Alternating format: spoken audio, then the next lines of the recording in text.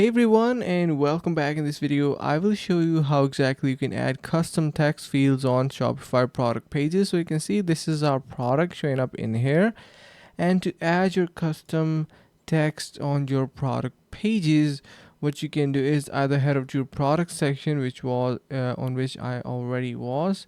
So this is say you want to add text about your product. You can customize the description or the title itself, or you can also head over to your online store.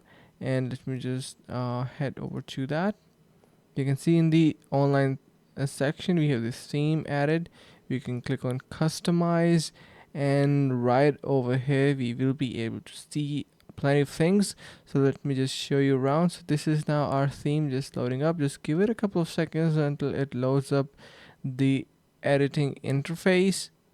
And now to add your custom text and everything, you can see you can head over to your settings and fix up the typography and everything. So basically this allows you to have better control over to your site.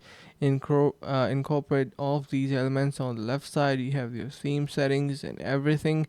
And yeah, so basically this is how you can modify your text. I hope this is going to be helping. Thank you so much for watching. Stay tuned and see you around in the next video.